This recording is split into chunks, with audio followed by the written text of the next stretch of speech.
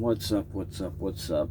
Um, I'm going to try to be as brief as I can, but I got a feeling that,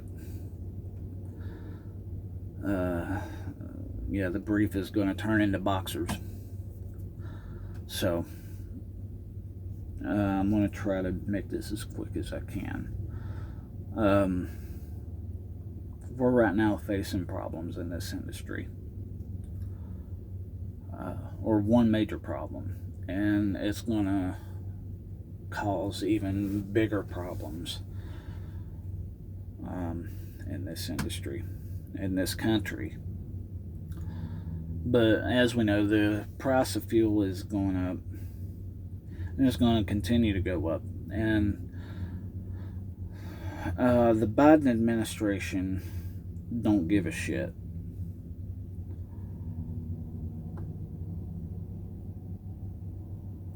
And I want to tell you why they don't give a shit. It definitely does suit a liberal agenda to push people into hurrying faster into normalizing electric vehicles.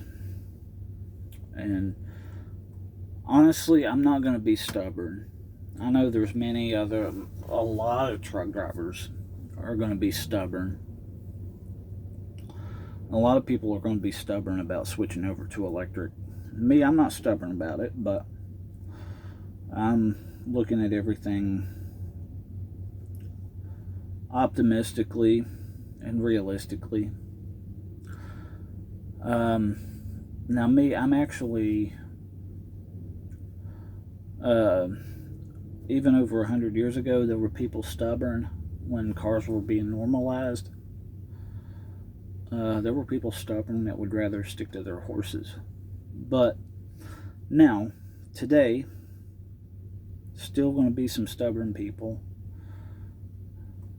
I know that one gearhead, he's not going to want to let go of his muscle cars just yet. But,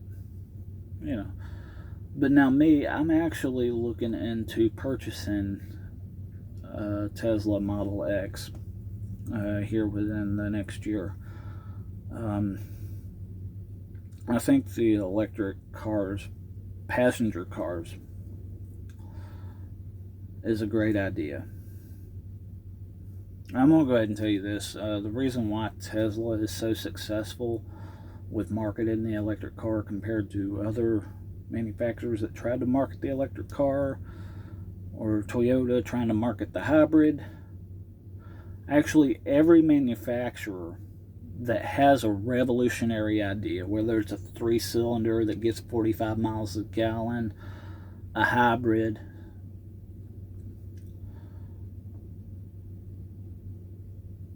something that all these vehicles with revolutionary ideas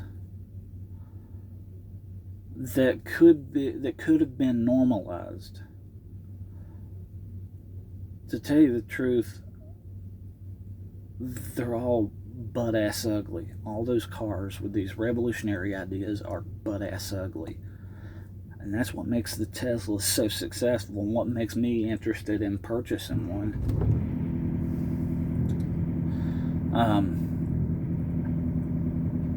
The Tesla, their crossovers and their sedans, they look like normal fucking vehicles.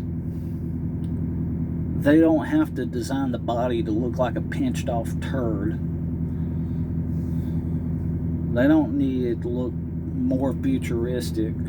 And which, it isn't just the type of batteries that the Teslas are running that are revolutionary ideas. Actually, I don't even know if it's Tesla, if it's Elon Musk's, if he was the first one to market it for electric car, but he's the most successful at it because his vehicles look goddamn normal. And that's it. It's that simple. And honestly, I would say hybrids would have been normalized if Toyota would have picked a vehicle to market the hybrid with that looked normal. because now it's too late for the hybrid. It's that Toyota can't even market the hybrid using the Toyota Camry now. So,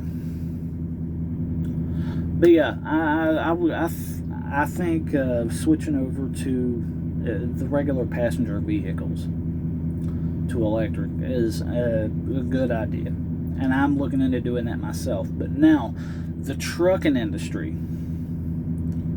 I know it would certainly suit the liberal agenda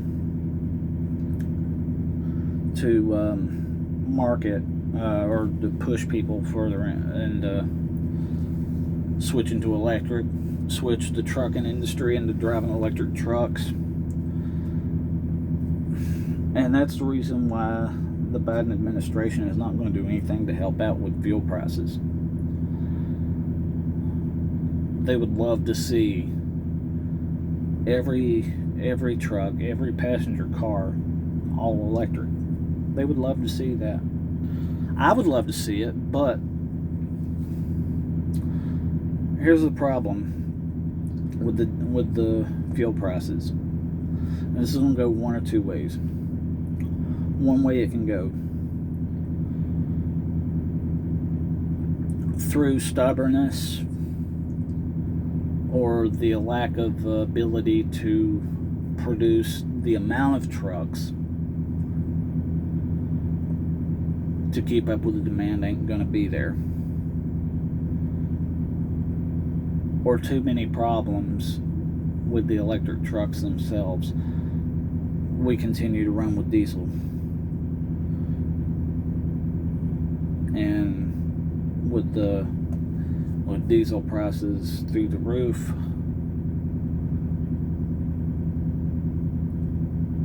the cost of products in all the stores, or actually generally everything, the price of everything's going to go up. The cost of living is going to be unbearable.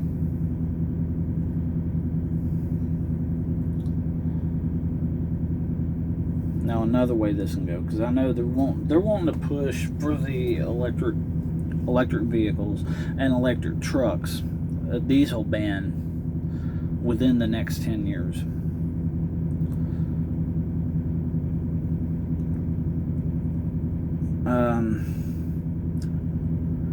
If we somehow manage to get diesel trucks or electric trucks within the next 10 years, here's the problem I foresee in that.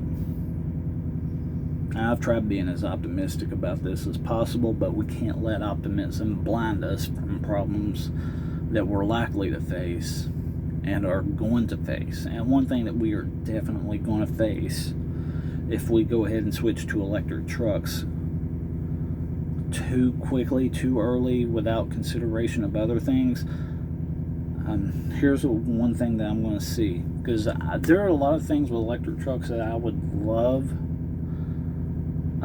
I would love a consistent weight, because I'm having to watch how much fuel I put in this truck when I'm pulling over 42,000 pounds. I have to keep my axle weights under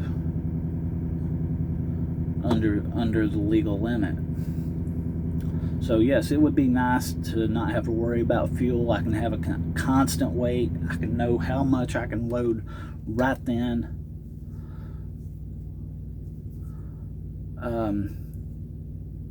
It would be nice to have a faster acceleration, because when I'm fully loaded, I go from 0 to 60 in 3 to 5 business days. And I do know the electric trucks, they have a faster acceleration than diesel trucks. And one thing that would really be nice is to not have to wait behind the asshole taking his 30-minute break on the fuel island. That would be freaking nice. But here's the problems I foresee happening in this, or let me explain a problem that we're facing right now in the trucking industry. all the trucks, every truck driver knows that if you're in any metro area after 9 p.m., you ain't gonna find a parking spot. A lot of people are left to improvise on parking just to take the mandatory 10-hour break. And a lot of people improvise by parking on the shoulder of the exit ramps, on ramps.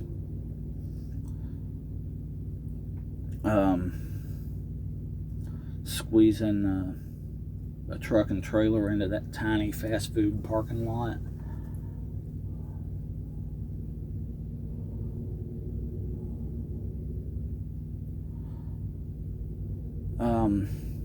Here's the problem that I see with this. In a diesel truck, if I'm low on hours and have to shut down for 10 hours,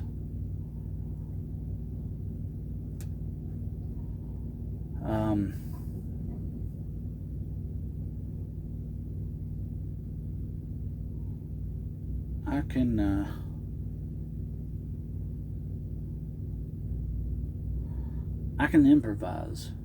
I can improvise on parking and nothing's affected. But now let's say if I'm in an electric truck and have to take my 10-hour break, if I'm in New York City and it's 10 p.m., all the places in New York City at that time is going to be full. I don't have anywhere.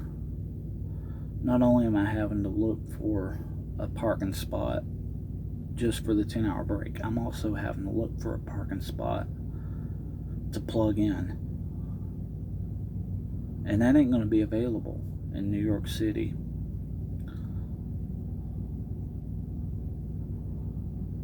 So I have to improvise on parking. Now, while I'm improvising on parking, I can run my heat until my batteries go dead. Get a tow truck in the morning to tow me somewhere where I can plug in. Or freeze to death.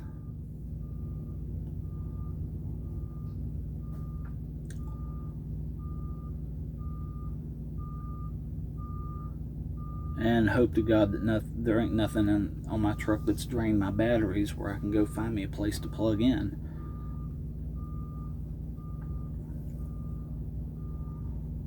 So this is what I think the government needs to look into before they push for normalizing electric trucks, before they look into diesel bans. They need to obtain real estate,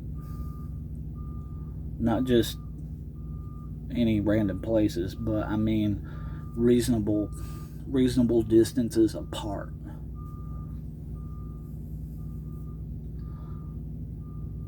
Where there will no longer, if they can get enough real estate and open up more parking for trucks to where you never see trucks on the shoulders of exit ramps and on ramps.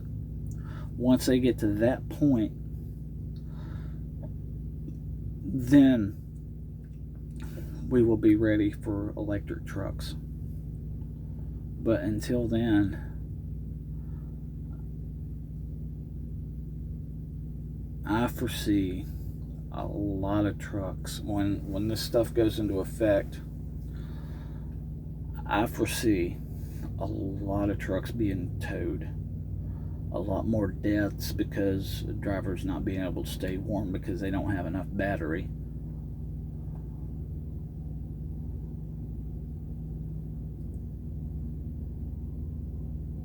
I foresee a lot of stuff going wrong. And I've tried being as optimistic about it as possible. But think of things. Think of some challenges that we face today and fix those before you rush into doing other things that's going to bring on even more problems. But yeah, but that's all I've got on that. So until next time, be safe out there and don't drink the fish tank cleaner. Thanks.